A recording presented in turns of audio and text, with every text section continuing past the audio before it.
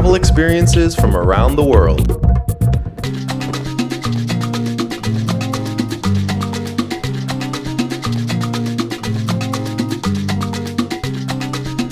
Paros, a popular vacation destination especially for Greeks, has a tourist-friendly infrastructure and provides services that cover the needs of the modern traveler.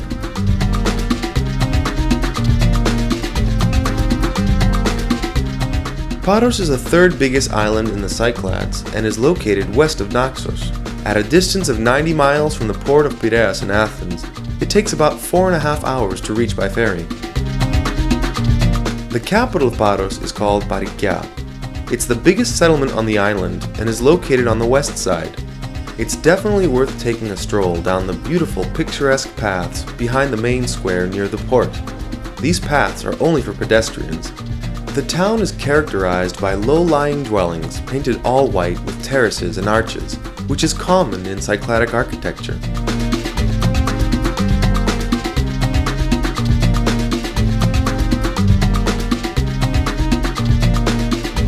Inside the town, or on the beach south of the port, you can find many beautiful traditional restaurants and cafes.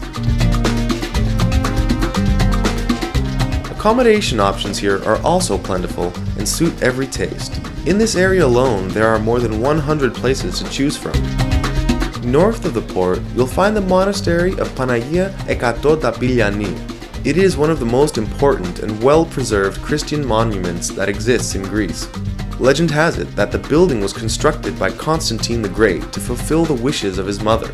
Its construction took place during the 4th century, and the temple in Greek means Holy Mary with the 100 gates, because that's the number of gates the temple has.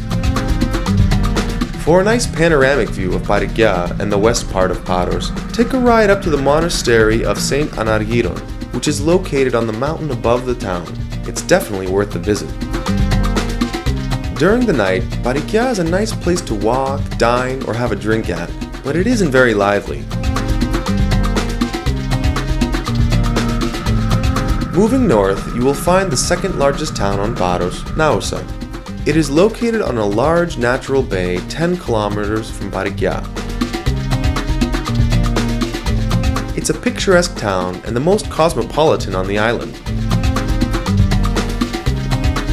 You will really enjoy walking around, as the ambience is very beautiful.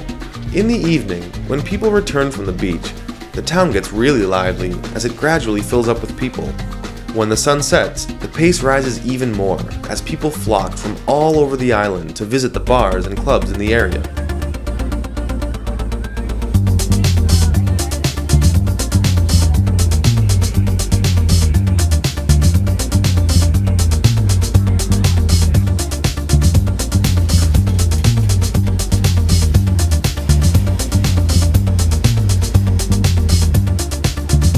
Accommodation options in Naousa are plentiful, and from its port you can take a small boat to visit many of the nearby beaches.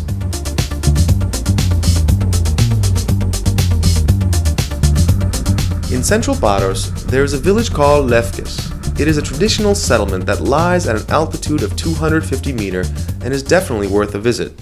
Lefkis is a well-maintained, quiet, and welcoming village, untouched by time and other impacts from tourism development on Paros. It was built in the 16th century by refugees who came from Crete, Peloponnese, and several local residents who fled to the mountains to escape from pirate raids.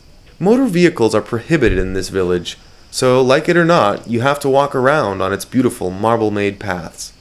Inside Lefkis, you will see Cycladic-style houses, yards full of flowers, nice touristic shops, and traditional cafes and restaurants where you can try local food and desserts.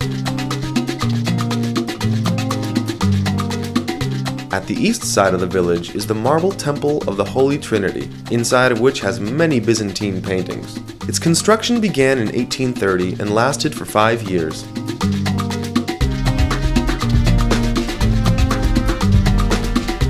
And the beaches of Paros? Plentiful and suitable for every taste. Starting from the north part of the island, I visited Columbires, which is located in Naousa's Bay. One of the most famous beaches on Paros, got its name, which means baptismal fonts, because of the many small coves that have been formed over the centuries among the granite rocks. It is organized, and so it is usually crowded. close to the beach, there are also restaurants where you can dine at. A few kilometers north, you'll find Monastery Beach. Here you can also find sunbeds and umbrellas, and it is ideal for families due to the shallowness of the water where children can play safely. There is also a beach bar here where you can grab a bite to eat. Both of these beaches are accessible by boat via Nausa, so you don't necessarily need a car to reach them. Continuing east, the first beach you'll find is Santa Maria. This sandy and organized beach is about 2 kilometers from Nausa. Right on the beach, you'll find plenty of restaurants, beach bars, water sports centers, and rooms to let. There is even organized camping. You can reach Santa Maria by car or the local bus service.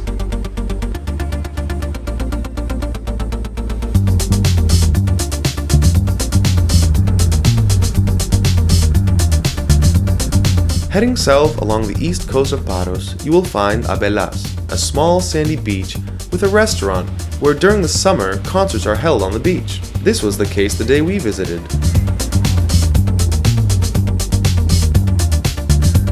Continuing southward, our next stop was Piso De Valle, a small sandy bay with trees that grow right up to the beach. Here you can find many taverns and cafes, as well as many hotels to stay at.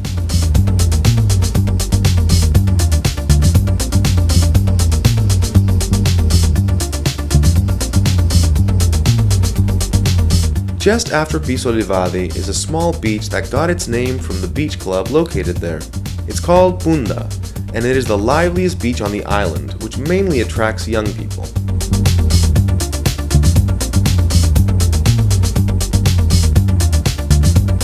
Inside the club, the music is very loud up till about 9:30 p.m. And apart from sets spun by well-known DJs, they also have live music sometimes. The next beach we visited was Cyclades. It is the longest beach on Paros and for many people the most beautiful, as it has golden sand and crystal clear water that together make up the beautiful scenery. Here you can find nice beach bars, water sports centers, and several other activities to take part in.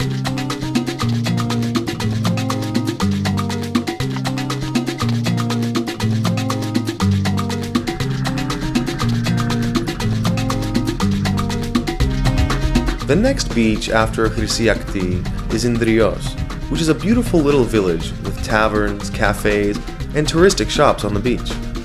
It is nice and quiet here with many trees that offer shade after midday.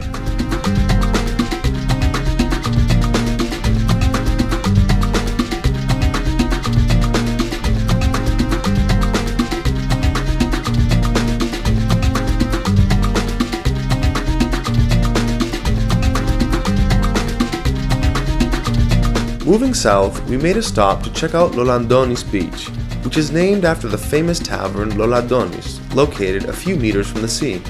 It is a quiet, non-organized beach, making it preferred by the locals. In southern Paros, there is a big town called Lefkis.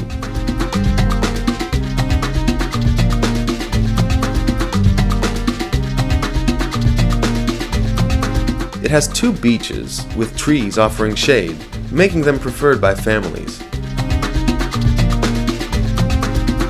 Lefkis is also a nice place to take a walk along the small port or dine at one of the taverns that offer fresh seafood that have made this village famous.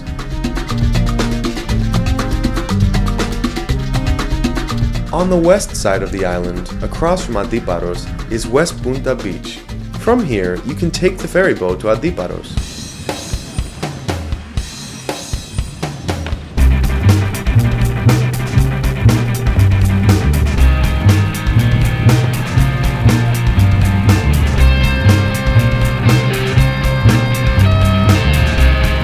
The beach is a mecca for surfers and kitesurfers, and became internationally known after hosting several world championships.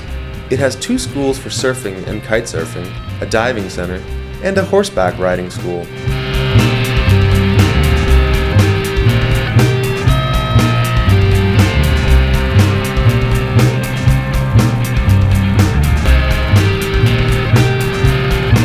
South of Panagia, at a distance of 7 kilometers, is a park that nature lovers will especially enjoy. It's called Butterflies, a habitat where during the summer it is filled with swarms of butterflies of the Jersey tiger moth species, which dwell in the foliage and tree trunks. When the butterflies are flying around, it creates an amazing spectacle, as the color under their wings is bright red, whereas the rest of their body is dark colored.